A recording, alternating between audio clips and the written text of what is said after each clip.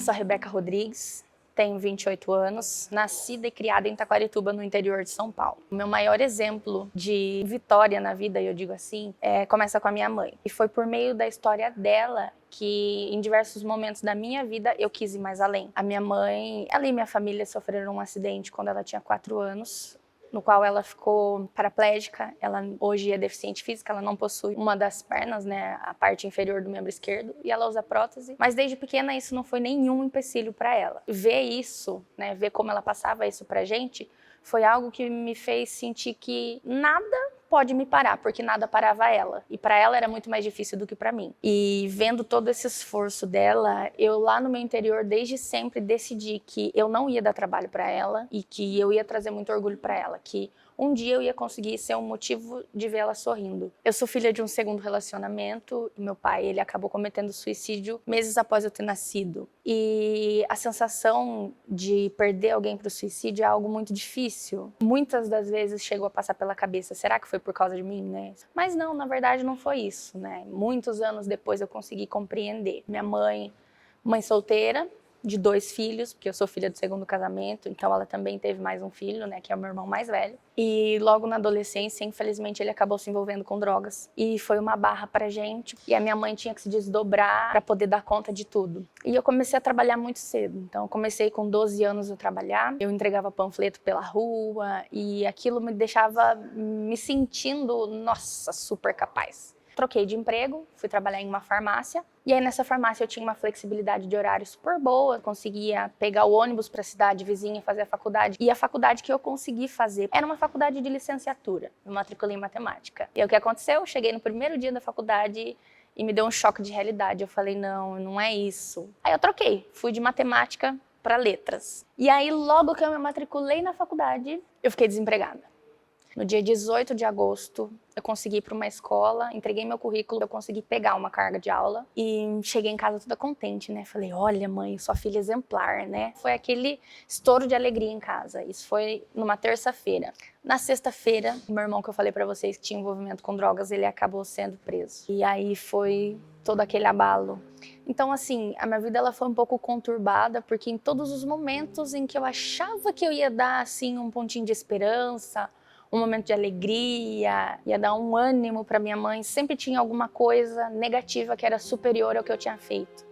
Então eu sempre me senti como segundo plano em tudo. E aí nesse meio tempo eu acabei conhecendo meu namorado, hoje meu marido, que foi uma pessoa maravilhosa que apareceu na minha vida. E ele surgiu depois de um relacionamento abusivo. Eu tive um relacionamento onde eu tive muitos problemas de autoimagem, né? Foi complicado. Hoje em dia a gente ouve muito falar sobre isso. Já é mais, infelizmente, é mais comum, mas não é fácil.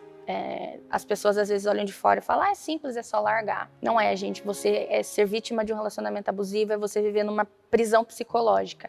Você se sente sempre fraco e dependente. Mesmo assim, dentro de casa, eu tentava não transparecer isso para minha mãe. Então, o peso foi maior ainda. Depois disso, eu acabei entrando em quarentena na escola, que é quando acaba o teu contrato e aí você tem que esperar uma determinada quantidade de tempo para conseguir pegar aula de novo. E nisso eu não consegui pegar aula. Não aparecia a aula para mim de novo. Eu entrei naquele desespero. Eu falei, meu Deus, de novo isso não, eu não posso passar por isso. Eu preciso trabalhar. Surgiu uma oportunidade de eu revender produto de beleza.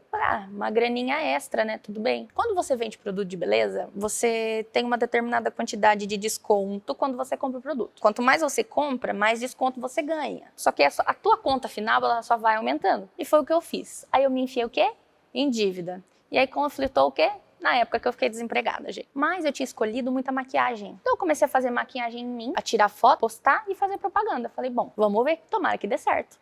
E acabou dando certo. Eu fui com a cara e com a coragem, gente, sem capacitação nenhuma. E no meio daquela loucura de eu tô desempregada, meu Deus, o que que eu faço? Conversei com meu namorado, né? Eu tenho uma segunda família, que é a família da minha babá. E conversei com a minha irmã, que é a mais nova, é muito apegada comigo. E falei, e agora, irmã, o que que eu faço? Aí ela falou, irmã, acha um lugarzinho pra você atender. Mas você vai ter mais privacidade e você vai conseguir captar mais pessoas.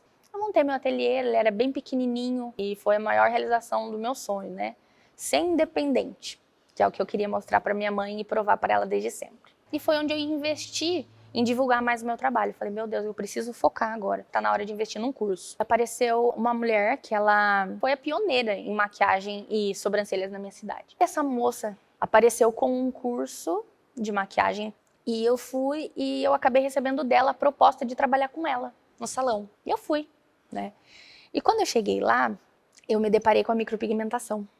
E aí eu já era designer de sobrancelha formada por mim mesma e já gostava de sobrancelhas, né? E eu gosto muito de aprender. Eu gosto muito de fazer curso, de estar em congresso, de tudo. Eu sou muito observadora, eu aprendo bastante observando. E aí eu olhava sempre ela fazendo essa micro e eu achava a coisa mais linda do mundo. Nunca me passou pela cabeça fazer também, porque eu trabalhava junto com ela e eu não queria ser uma concorrente direta. Né, eu sempre fui muito grata à oportunidade que ela tinha me dado, porque ela me deu uma oportunidade num salão de alto padrão no centro da cidade para as pessoas conhecerem o meu trabalho. Né? Como eu já tinha clientes de sobrancelha, clientes de cílios, eu acabei optando em investir em mim. Eu saí do salão onde eu trabalhava e montei um estúdiozinho num quarto, em casa, porque a gente ia economizar esse valor do aluguel. E com isso, eu ia conseguir investir esse valor do aluguel em cursos que eu queria fazer. E aí, depois que eu parei de trabalhar com ela, eu fui lógica. Falei, poxa, eu já trabalho com sobrancelha, tem bastante cliente que faz sobrancelha comigo. Eu vivi ali com ela, vivendo a experiência da micropigmentação, eu acho que seria interessante. Aí, só que o que acontece? Um curso de micropigmentação, ele custa caro. Então, e aí o meu marido me viu naquele desespero de querer fazer o curso e não ter recurso para isso, né? Então ele chegou e falou assim, eu vou te dar de presente. E no meio das buscas, eu encontrei a minha professora e hoje ela é minha amiga, além de ser minha professora, é uma pessoa que eu admiro muito como pessoa, como ser humano, também como profissional, que é a Nay Bertolassi. Aconteceu que o curso que eu ia fazer, esse curso dela, só tinha em Marília. E eu nunca tinha viajado sozinha. O meu marido não podia ir comigo, ele não podia faltar do trabalho. Aí ele falou, olha, Rebeca, a única coisa que eu posso fazer é te dar o meu carro. E aí na época eu fiquei meio sem saber o que fazer. E aí eu lembrei, né, que eu tenho uma família de criação e que eles são em 3 irmãos. E aí tinha o meu irmão. Aí eu liguei pra ele, falei, Lil, eu preciso muito de um favor, eu não quero incomodar, mas eu preciso ir pra Marília. Aí ele falou, não, pode ficar sossegado, eu levo, com certeza. E foi aí que a minha vida com a micropigmentação começou, né? E eu saí do curso muito empolgada, eu saí sem medo, ainda com aquele sentimento que eu sempre tive, de provar que eu sou capaz, provar que eu posso ser a melhor. E não sempre o step de tudo, que era o que eu sempre me senti. E aí eu comecei a fazer a micropigmentação, comecei a vender os procedimentos, eu comecei a ter bastante procura, porque cada um tem sua qualidade. Eu sou um pouco perfeccionista, né? Ainda mais porque eu trabalho com extensão de cílios, que é uma coisinha também super retinha. E a vida com a micropigmentação foi prosperando, né? Me tornei profissional referência da minha professora, pela responsabilidade, por estar sempre ajudando as outras profissionais. Mas é claro que nem tudo pode ser perfeito. E veio a pandemia, né? E a pandemia chegou, então eu fiquei afastada do trabalho no início dos meses, como todos fizeram. E aí, durante a pandemia, nesses primeiros meses, eu aproveitei para fazer lives, dando dicas de automaquiagem, ensinando as pessoas a arrumarem as sobrancelhas. E isso instigou nas pessoas a querer aprender alguma coisa comigo. Então eu comecei a vender bastante curso. E aí que veio um golpe meio fatal. O meu irmão que me levou para fazer o meu primeiro curso de micropigmentação, ele acabou contraindo a Covid e ele faleceu. Foi um baque muito grande, porque eu cresci muito com eles e eu tinha muito contato com ele. Ele era, por vezes, mais próximo do que o meu irmão biológico. E aí aquilo me abalou um pouco. Foi uma coisa que mexeu profundamente com o meu psicológico, né? E foi ali que eu tive a minha primeira crise de depressão, porque eu ainda não tinha passado por nenhuma perca, assim, em vida, né? E foi uma perca muito grande para mim, então eu não soube lidar com tudo isso. E aí, mais uma vez, a vida dando voltas, a minha outra irmã, a mais velha, ela também contraiu Covid e ela também faleceu por Covid num período de diferença de 7 meses. E aí o baque foi maior ainda, porque ela era minha babá, né? A minha ligação com a família era por meio dela. E aí eu tava conseguindo alçar voo, eu paralisei totalmente de novo. E aí eu devagarinho fui voltando ao normal, fui tentando, fui para psiquiatra. As coisas foram caminhando, eu voltei a trabalhar com mais vigor, eu consegui voltar a ser quem eu era. Eu fui num encontro de alunas da minha primeira professora, e aí eu fui nesse encontro de alunos por carinho a ela, porque eu ainda não estava preparada para estar em público, porque eu ainda estava com crise de ansiedade, eu tinha medo. E quando eu cheguei lá, a última premiação dela era uma premiação de autoridade, né, a Nay Bertolassi. O meu choque veio quando ela me deu essa premiação. De repente ela me chamou, e no momento que eu peguei aquele troféu, eu falei, meu Deus, tem tanta gente maravilhosa que faz trabalhos maravilhosos aqui, e ela escolheu me presentear. E aí eu desabei. E aquele dia foi a viradinha da minha chave, onde eu voltei a ser quem eu era. Respirei fundo e falei, Rebeca, recomeça. Recomeça, que teve muita gente que acreditou em você, teve muita gente que abriu mão de muita coisa para estar aqui com você. E a sua mãe ainda está aí, então ela ainda precisa daquela pessoa que tem sede em mostrar que é capaz, né? E foi quando eu consegui continuar. Eu consegui colocar no papel a idealização de um sonho, que era ter o meu estabelecimento.